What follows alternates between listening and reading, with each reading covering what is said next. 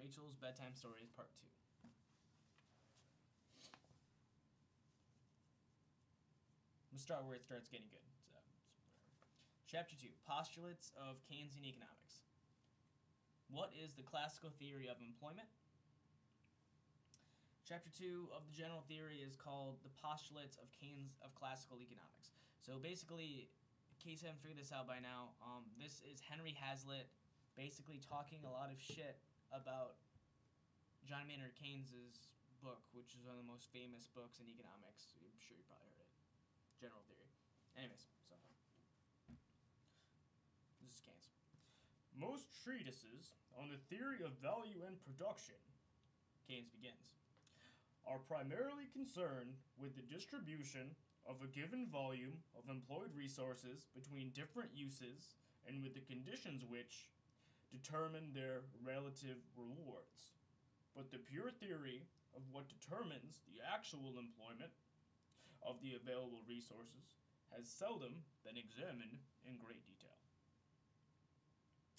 I doubt whether this factual statement can be supported. Many treatises before 1936 had explained in great detail how labor and other resources may come to be idle, and how goods already produced may long remain unsold because of the rigidity or stickiness of some prices or wages, i.e., because of the refusal of unions or other sellers to accept the lowered market or equilibrium wage or price for the services or goods they have to offer. The classical theory of employment, supposedly simple and obvious, has been based, Keynes thinks, on two fundamental postulates, though practically without discussion. The first of these is I, or 1. The wage is equal to the marginal product of labor. That's the classical postulate. This postulate is correctly and clearly stated. It is not, of course, part of the classical theory of employment. That adjective should be reserved in accordance with custom and in interests of precision for the theory prior to the subjective value or marginalist revolutions of the Havens and Menger. Menger was the founder of Austrian economics. So basically what Hazlitt is saying is that he misrepresented the ideas of the Austrian school from the beginning. But Keynes wasn't really talking about the Austrian school. What he did is he tried to group all of the people who disagreed with him in one category and made it sound like they all thought the same thing, which was wrong in the first place. Anyways, I digress. Having written this simple postulate, Keynes adds 8 lines of explanation, which are amazingly awkward and involved and do more to obfuscate than to clarify. He then proceeds to state the second alleged fundamental postulate of the classical theory of employment, to wit, the utility of the wage when a given volume of labor is employed is equal to the marginal disutility of that amount of employment. He adds, as part of his explanation, disutility must here be understood to cover every kind of reason which might lead a man, or a body of men, to withhold their labor rather than accept a wage which had them a utility below the certain minimum. Disutility here is so broadly defined as to be almost meaningless. It may be seriously doubted, in fact, whether this whole second fundamental postulate, as Keynes frames and explains it, is ever or was ever a necessary part of the classical or traditional theory of employment. Keynes does name, and later, quote, A.C. Pigou as one of those whose theories rested on it. Yet it may be seriously questioned whether this second postulate is representative of any substantial body of thought, particularly in the complicated form that Keynes states it. The orthodox marginal theory of wages and employment is simple. This is, I believe, remember, this is the actual Austrian theory, so. It is that wage rates are determined by the marginal productivity of their workers. Yeah, this is it. that when employment is full, wage rates are equal to the marginal productivity of all those seeking work and able to work. But there will be unemployment whenever wage rates exceed this marginal productivity. Wage rates may exceed this marginal productivity either through an increase in union demands or through a drop in this marginal productivity.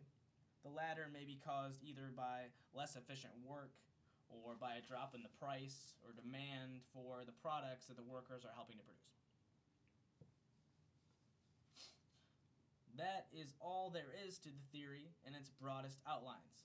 The second postulate in the form stated by Keynes is unnecessary and unilluminating.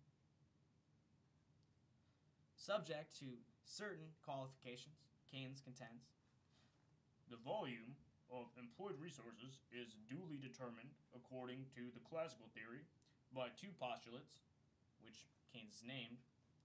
The first gives us the demand schedule for employment.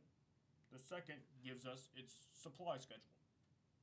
And the amount of employment is fixed at the point where the utility of the marginal product balances the disutility of the marginal employment. I really need to work on a really bad English accent. I think I'm going to try it when I get to the next part where Keynes talks, but I don't think I can do it, so I'm just warning you.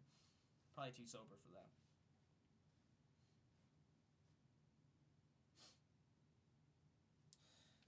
In this indeed the classical theory of employment? Is this indeed the classical theory of employment? Hazlitt doesn't think so. The first postulate, that the wage is equal to the marginal product of labor, does not merely give us the demand schedule for labor, it tells us the point of intersection of both the demand schedule and the supply schedule, where supply and demand meet. The demand schedule for workers is the wage rate that employers are willing to offer for their workers. The supply schedule of workers is fixed by the wage rate that the workers are willing to take. This is not determined for the individual worker by the disutility of employment, at least not if disutility is used in its common sense meaning. Many, an individual unemployed worker would be more willing to take a job at a rate below a given union scale if the union members would let him, or if the union leader would consent to reduce the scale. Basically, what he's saying here is Keynes contends that the reason why we have recessions is because wages are sticky and they can only go below a certain rate.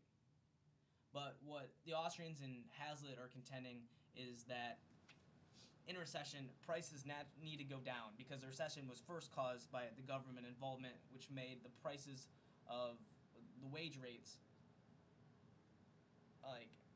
were artificially high. They artificially created more demand for labor than there actually was, forced more productions of goods than society actually needed, and what's actually happening is the reason the wages are sticky in the first place is because unions, with government involvement, refuse to let them go down to a normal level, which is why there's unemployment. Really, what the truth is, I'll get to this obviously, and Hazlitt will get to it, but the problem with Keynes' entire system is that it revolves around completely circular logic. The only reason his latter postulates are true is because the first ones are true, but Hazlitt's saying is the first ones weren't true in the first place. So the system goes around in a circle. And if you buy into all this bullshit at the beginning, it all makes sense. But if you look at overall, it doesn't make sense. I really talked more than I read, but I think that's a good start. But all right, you're probably asleep by now. Hopefully I'll see you soon. Good night. Sweet dreams. Only if you're dreaming of me, right? Huh? Haven't had a dream about you yet. It's kind of weird. Had more dreams about you when you were in my bed, which doesn't really make any sense. But tonight's a new night.